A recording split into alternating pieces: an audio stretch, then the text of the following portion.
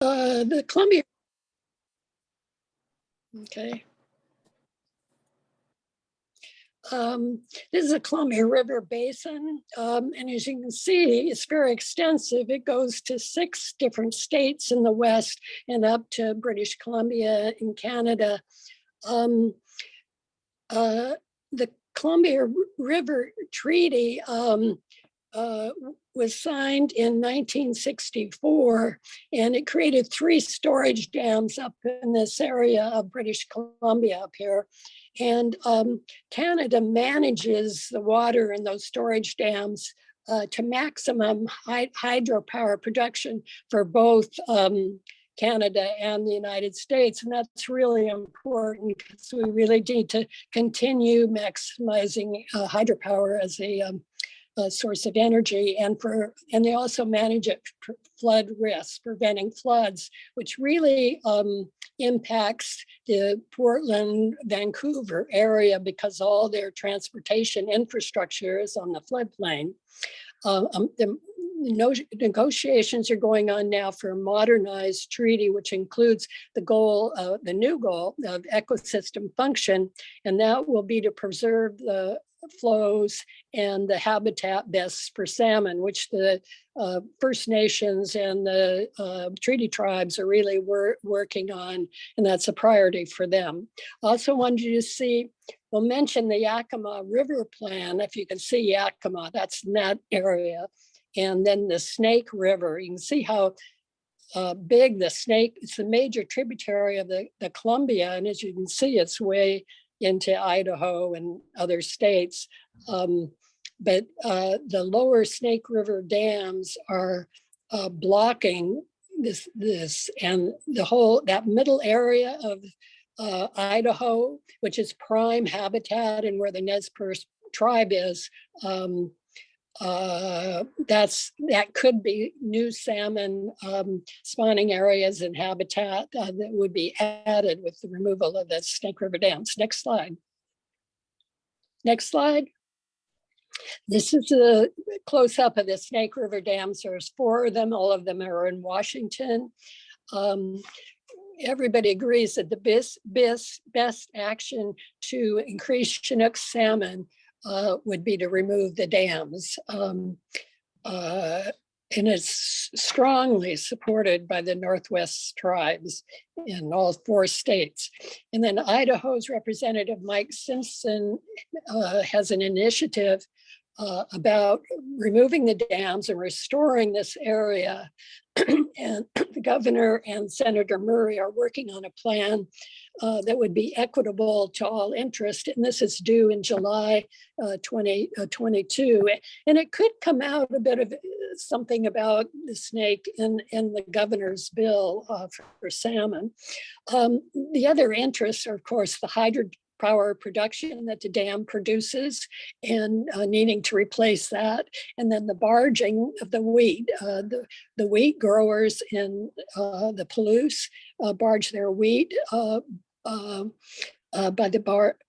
by barge, and then the ports of Lewiston and Clarkston will be affected. I wanted to mention that the wheat growers had a terrible year because they rely on rain for their crop, and between the temperature and the rain, they just had an absolutely terrible year. Next slide. The Yakima River Basin Integrated Plan, which I showed you, it's where it is in the map, is a cooperative effort by irrigators in the Yakima tribe to provide water storage and fish passage. And it's been going on a while, and we're working on it, and they will have a request for funding. And the last issue we're working on is the Chehalis River Strategy. And it's to address flooding in the basin and preserve salmon and steelhead in the river. In 2007 was a bad flooding year for them, and I-5 was shut down for 5 days, and then a lot of the farms and residences that are built on the floodplain were really wiped away. And so preventing that has become a real priority. And so there's a proposal to have a retractable retention dam up way at the bottom here. I don't have a pointer, I'm sorry, but it's way down here. That could be, when there was flooding, it could prevent flooding, supposedly. Anyway, the tribes in the area and environmentalists are strongly opposed to that. And so there's another non-dam proposal to prevent the effects of flooding. Also, the river it's one river that doesn't have any listed stamina and steelhead. So preserving the aquatic resources is another proposal that's strongly supported. And there will be a request for funding for this. And that's all. Okay, next we will hear from Sherri Dysart on forests.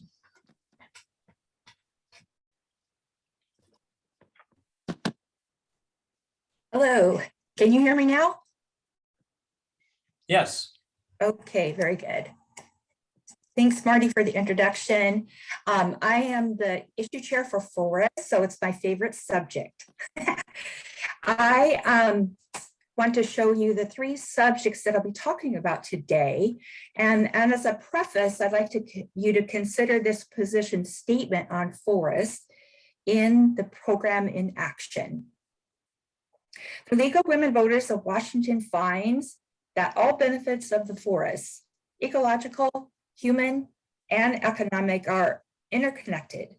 Healthy forests are essential to habitat for a diversity of plant and animal life, to the hydrologic cycle, and to carbon storage to mitigate global warming. In addition, healthy forests are essential to a forest products industry with the jobs and goods they provide, and to the economic and aesthetic values of their recreational opportunities. Next slide, please.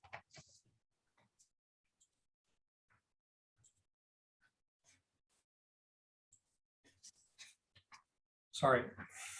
Okay, thank you, Marty. Top scientists are advocating for increased protection of our native forests because of their ability to sequester carbon and to provide habitats that support biodiversity. Research on the impacts of forests on climate change has expanded and clearly documents that forest ecosystems in Western Washington contain some of the highest amounts of stored carbon in the world, and these ecosystems are some of the best in regard to annual sequestration levels. The least expensive and most efficient way to draw CO2 out of the atmosphere is through the natural functions of the forest ecosystems. The protection of our forests is critical to future generations. Forestation is the practice of growing an existing forest intact toward its full ecological potential, resulting in maximum carbon storage and ecological and structural complexity. Next slide, please. On November 30th, Commissioner of Public Lands Hilary Franz announced a new initiative, Keep Washington Evergreen, which would build off House Bill 1168, approved earlier this year, which secured $500 million for wildfire response and forest restoration efforts over the next 8 years. According to the Washington Department of Natural Resources, 400,000 acres of forest land were converted to development between 2007 and 2019. And the state is on track to lose an additional 625,000 acres by 2040. Commissioner Franz is asking the legislature for $25 million for a rapid response fund that will go directly to purchase conservation easements on working forest lands, that are at the highest threat for conversion. The Evergreen Initiative would reforest 1 million acres of working forests, not only to meet environmental goals, but to provide the wood that mills and jobs in rural communities depend on. Commissioner Franz said, and I'm quoting, "We will reforest 1 million acres across the state, including post-burn areas, as well as places that were once forested and could be so again. Furthermore, we will increase urban tree canopy cover, prioritizing our most vulnerable communities who are also least likely to have adequate tree cover." Next slide, please. Conservation Northwest, the Washington Environmental Council, Olympic Forest Coalition, and others from across the state filed a lawsuit asking the court to interpret the terms of the Washington State Constitution, directing that public state-managed forest lands be held in trust for all the people. The lawsuit seeks to affirm DNR's constitutional authority and obligation to manage forests in the long-term interest of all Washingtonians for a diversity of values beyond economic return. This would enable management of our public forests to better reflect and support our state's evolving environmental, economic, and social needs.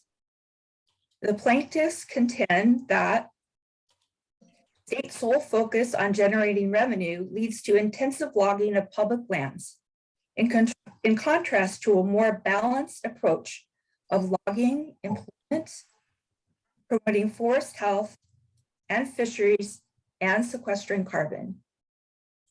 Washingtonians should not be forced to choose between logging revenue and healthy forests that protect local air, water, and habitat, particularly in a time of climate crisis, as well as decline and extinction of species. It's expected the court will decide the case within 3 to 6 months. Thanks, Marty. Okay, now we'll hear from Cynthia Stewart on transportation issues.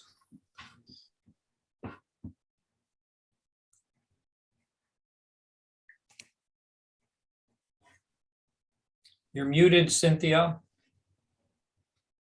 I don't know how to get myself spotlighted, but I'll just start talking. So transportation is actually now in the climate change category of issues because of the graph that Marty showed you way back at the beginning, where we saw that transportation is actually the largest single contributor to greenhouse gases, certainly in this state and probably nationally. And so I want to talk about the structure of transportation and what's happening broadly, and then relate a little bit about how we're going to approach this as a league from a climate change perspective. So first of all, the last transportation package that was adopted was way back in 2018.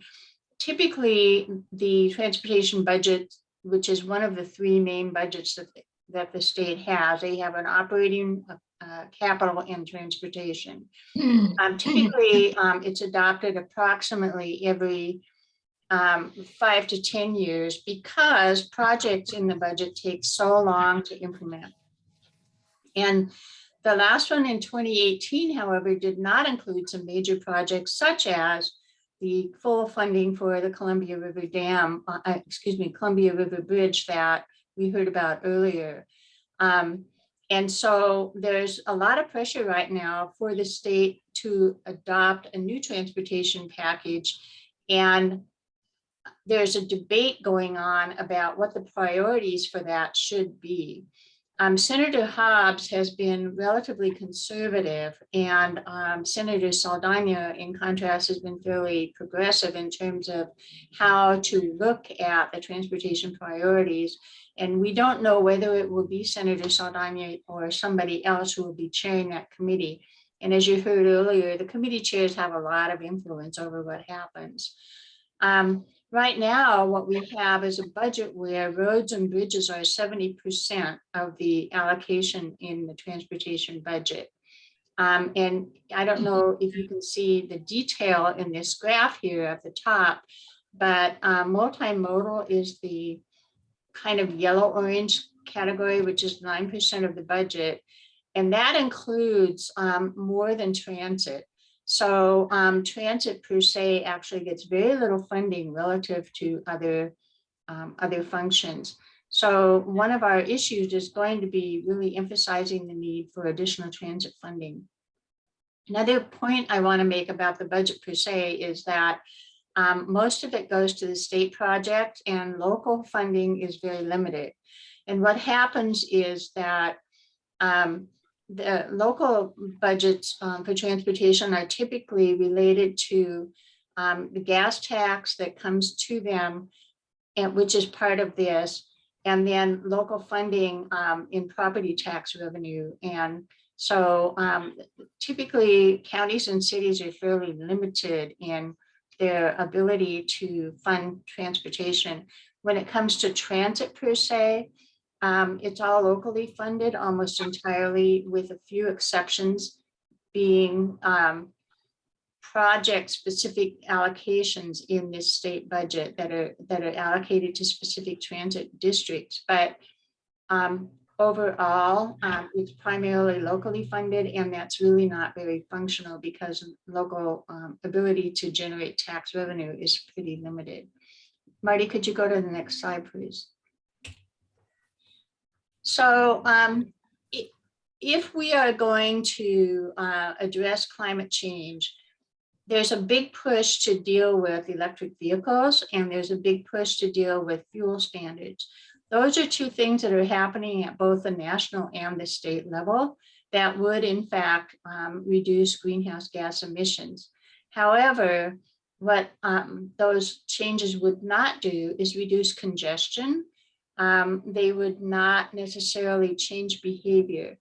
And if we are going to actually have a reduction in greenhouse gas emissions quickly, what we need to do is have an infusion of transit funding, beef up our systems, and make them available so that people will actually have transit to use. Right now, the Seattle area is pretty much the only area where it's prolific enough for people to use it a lot. And so League will be advocating for a shift in the priorities and funding. We will be advocating for the fact that local transit agencies cannot do it without state support. And we are hoping that some of the undesignated federal funding can be allocated to transit because it's so necessary and so underfunded. I'm seeing a lot of questions in the chat, but I can't respond to them. I've been collecting everybody else's questions, so I'm hoping somebody will collect these too. So Marty, could you go to the next slide? So I want to shift to the Growth Management Act. One of the questions that came in earlier was, will we be supporting the Future Rise 3 bills? And the answer is yes, we will. But for those of you who are not familiar with the Growth Management Act, and I know most of you are, but some may not be, it was adopted in 1990, 31 years ago, and with the intention of aggregating the density and the urban services in a way that allows us to preserve rural and resource lands. And so in the Growth Management Act, certain categories of planning are mandated for local jurisdictions that are subject to the act. So land use, housing, capital facilities planning, utilities, transportation, and ports are all mandated to be in the comprehensive plans. And then comp plans can also include parks and rec, economic development, conservation, and any other category that the local jurisdiction wants to include. Next slide, please. So 3 bills that the League will be supporting related to growth management, and these are the Future Rise priorities, are to fix a loophole in the current law that allows investing in the rural area that is really inconsistent with the intention of the law. And the loophole has not been broadly abused, but there are some cases where it is glaring. And so this has been something that the league and others have been trying to change for a long time. So in 2022, we're hoping that that bill will pass. House Bill 1099 would mandate that part of those comprehensive plans that I just mentioned would include climate mitigation plans as a mandatory element. Most jurisdictions are leaving the climate mitigation to somebody else. And so this would force that issue. And then thirdly, House Bill 1220 that was passed last year mandates planning for the entire population for housing, and everything from market rate housing to low income to extremely low income to shelters for those who are homeless. And that was passed because local jurisdictions have kind of been avoiding and dancing around that issue.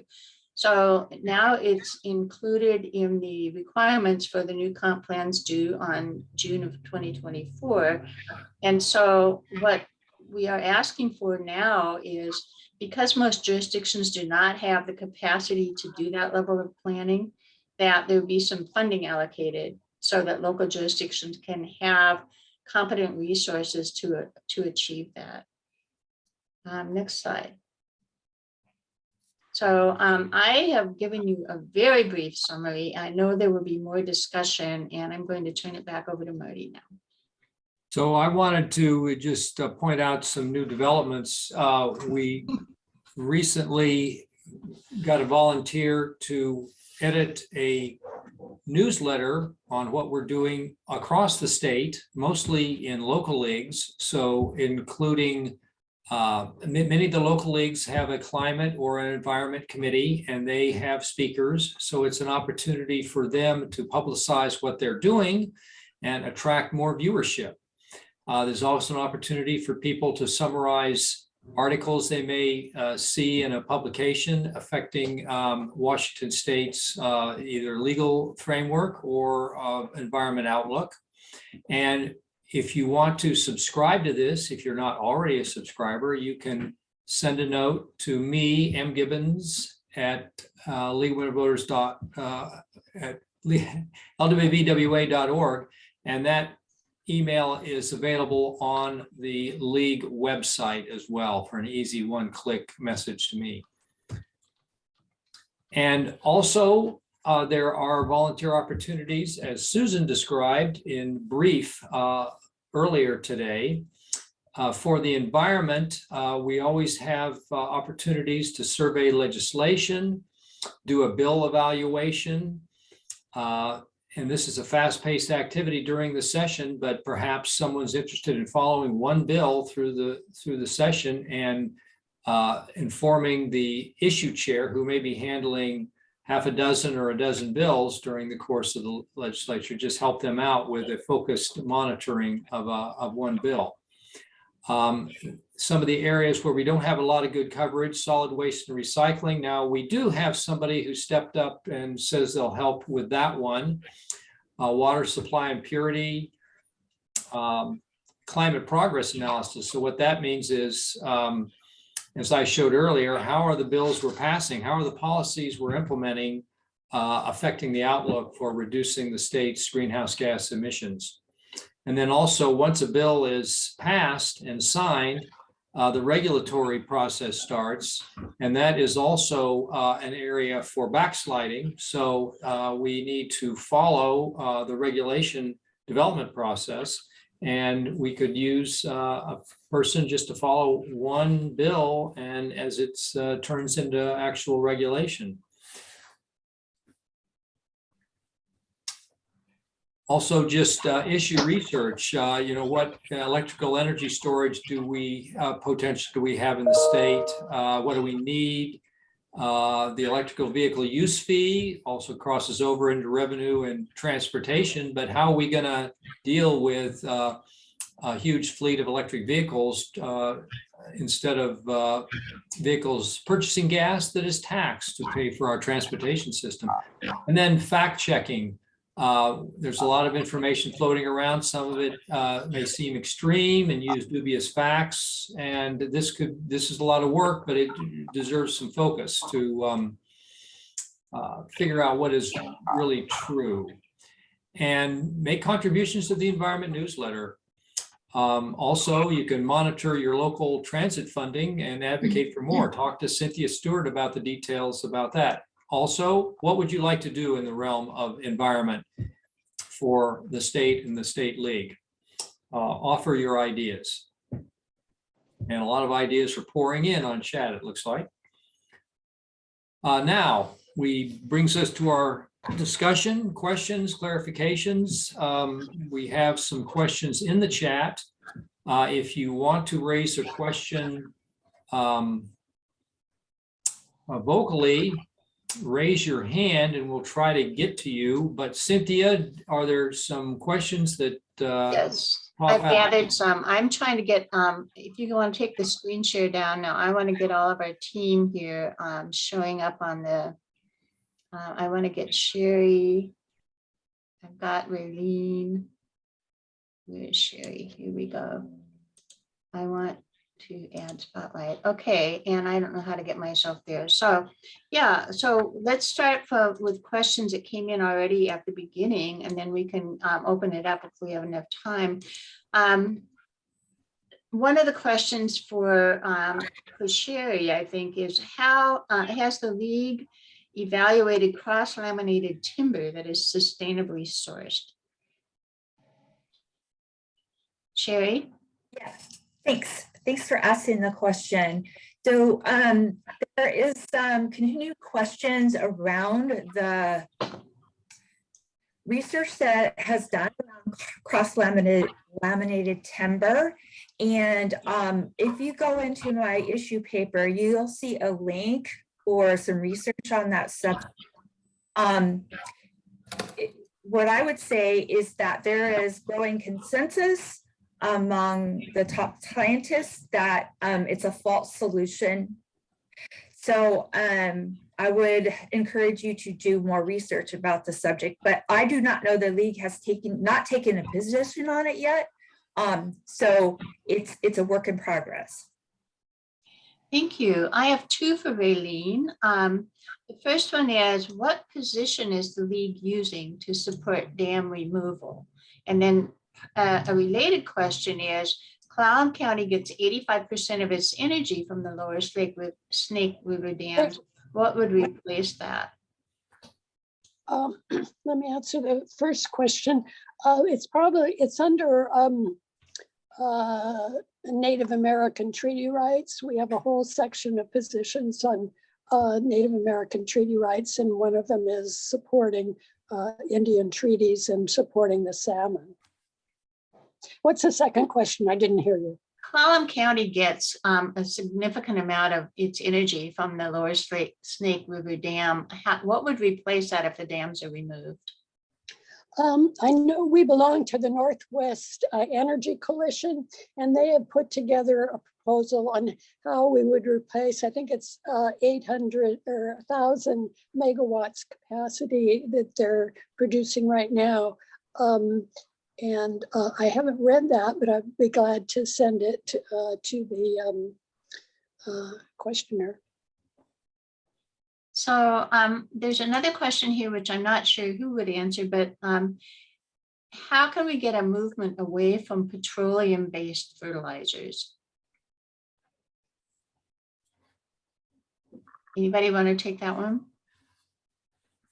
I think that's probably going to be regulation like some of the other ways we approach the climate challenge, moving toward, I mean, the way we're approaching emissions from fuels is to implement the clean fuels bill and the Climate Commitment Act.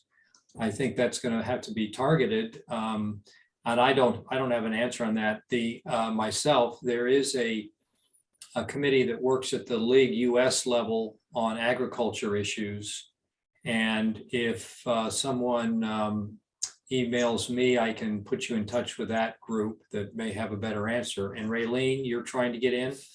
Well, I know we passed a bill for biochar, which it can be used as a fertilizer, and which it doesn't use phosphorus. And Raelene, does the biochar tend to sequester carbon? Is it a way to do that? I know it's a good fertilizer, but it has, I don't know if it's sequestered. Well, it uses wood leftovers, and it burns them at high temperatures to make charcoal. I think the thing it does in addition to fertilize is it retains water in the soil, which makes it advantageous. Laura Rathbone has her hand raised, and she did have a comment in the chat. So maybe we go to Laura now. You want to unmute? Sorry, it's been completely quiet the whole time I was muted, and then my dog barks when I take it off mute. Yes, the biochar is a carbon sequestration method, but I just wanted to point out that Carbon Washington helped to pass the Sustainable Farms and Fields bill the session before, and they're all about getting funding for carbon sequestration as a fertilizer, like in cover crop.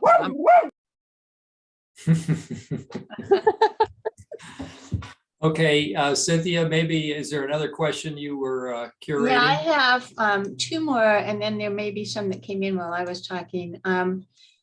One of them I will answer. So the first one is, we still have a lot of styrofoam clamshells being used in the food industry, which is a problem.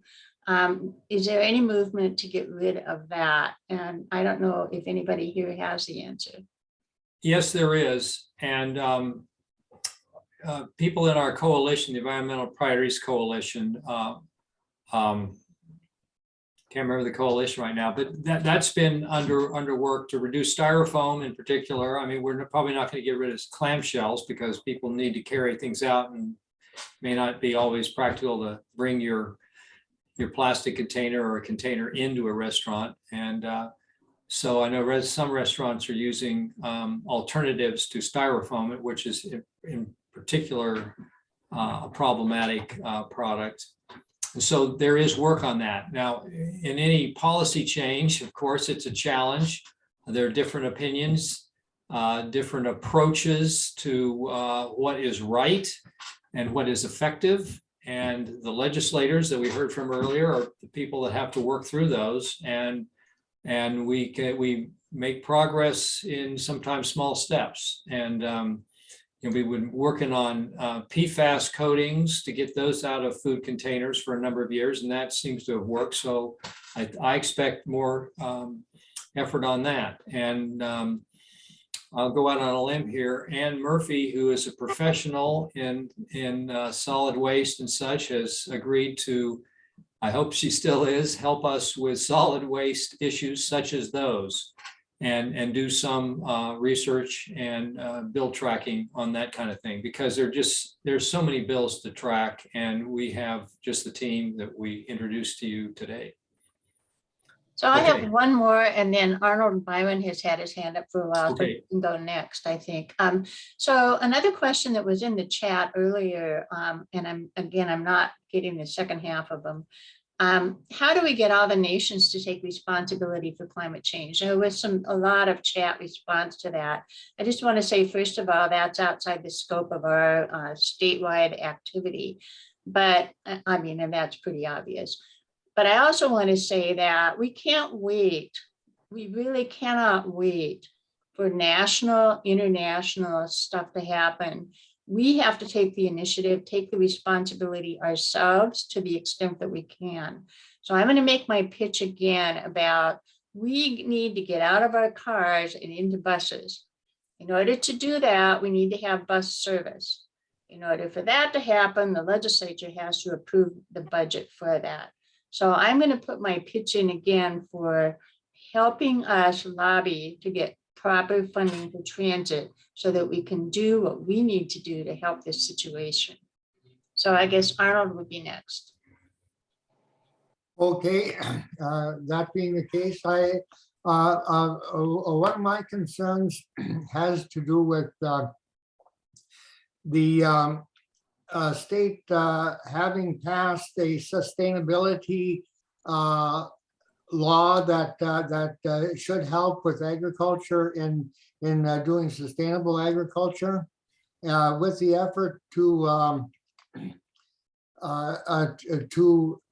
sequester carbon as much as possible, and carbon sequestration has to happen. We keep talking about trees, but we also have the soils that have been depleted, and around the world, but even in Washington State. Washington State has a huge amount of soil that's been depleted of carbon, and we can sequester carbon there. And somehow, perhaps the league could be promoting regenerative agriculture. That's a term that's will get you lots of information over the internet, and I think that's a possibility that could be worked on. Thank you. Marty, I don't see any more hands up at the moment. So do you have questions that you've collected? Let's see. There were a lot of comments, I think, more than questions in the chat.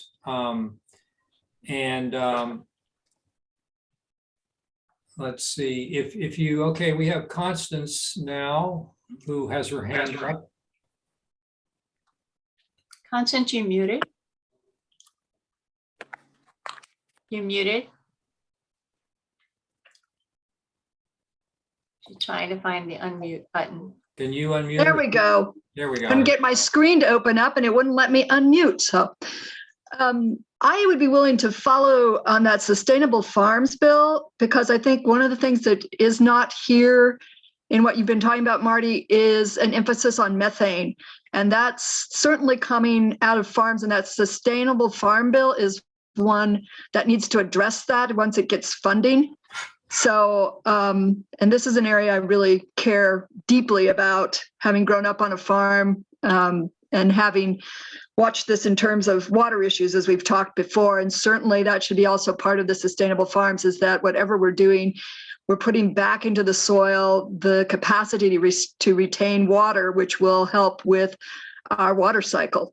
So that's something I'd be very interested in following. And I think we really need to be dressing agriculture. I know we've got nobody doing that right now. So in this area, particularly since it's tied to environment. Yeah, that would be helpful. And one thing that I did uncover talking to legislators is there is some possible interest in looking at methane from landfills and trying to tap some of that off so it doesn't escape, and perhaps reuse it. But that's unclear what they're going to do about that this session.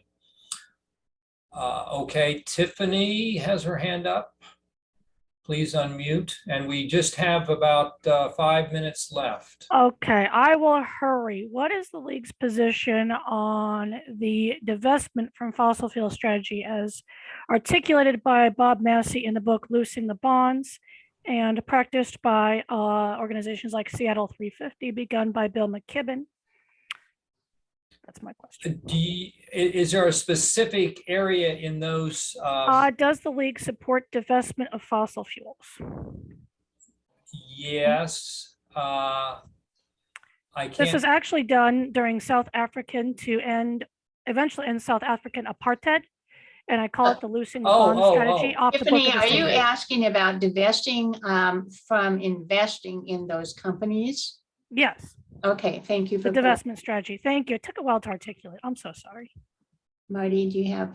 I don't have information on that, what their objective is there, the legislature. So sorry. Why don't you, once again, did you put that into chat? We will save the chat.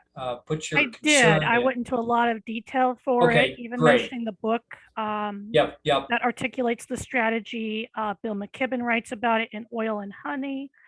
So yeah, I did put that all in the Yeah. chat. So, yeah, Thank what you. we need to do is just investigate in detail what the state is in now and if there's anything. So we need help in every of these very pointed issues, especially. We can use some more volunteers. Okay, next you. is Ann Murphy has her hand up.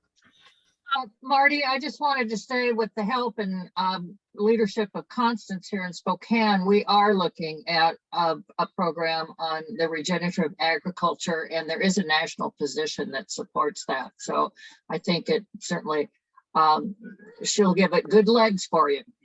Okay, so have Constance write a article for our climate radar. Yeah, we'll talk about that. Thanks, Marty. Very good. And Amy Davis.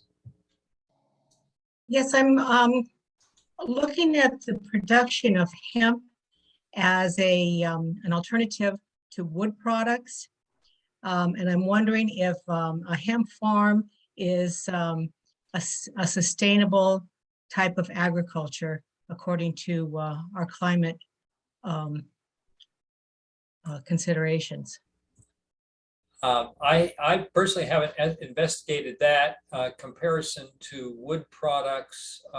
Sherri, I don't know if you have any insight into those comparisons, a hemp base versus a wood pulp base. I have not done a deep dive yet, but based on Chad Hansen's book Smokescreen, he talked about in particular how we, and he's supported by other scientists, have the same view that one of the things we need to do is move away from wood products consumption, because we need to really save our forests. The native forests need to be a critical part of the drawdown, part of what needs to happen for addressing climate change. And so I believe that there's a lot of research being done about hemp products right now, but I am not the expert, and is one of those on my to-do list to find more information. Okay, well, we're very close to the end here. Let me, Does anybody have a question that hasn't been asked yet that really feels a burning desire right now before we quit? Could I respond to one I saw? I'm sorry. I saw a question about HJR 4205, which would called the Green Amendment. Representative Lukanoff and Fitzgibbon are spearheading that. And so I am actually going to be meeting with those legislators this month to ask more questions. And so League has not yet taken a position on it. But that is also on my to-do list, because I think it would be entirely appropriate. Oh, I said it in my out loud voice. So yeah, so I just wanted to, I couldn't see who asked the question, but I am following up on that. Thank you, Sherri. Any final questions in the last minute? And if not, we are going to shut down this Zoom in a minute here, but you can find the next breakout session in the link here that goes to our our Washington League webpage, and then find the next session, which will start, I think, in about 5 minutes. No, it'll start at 12. 12? Immediately? 25. 12:25. Okay, Raelene, yes, we're going to lunch. We are going to Lunch lunch. break. That's right. We are going to looks lunch like in Raelene's trying to 25 say minutes. something. So yeah, Is Raelene trying to say something? No, I was just going to say the same thing.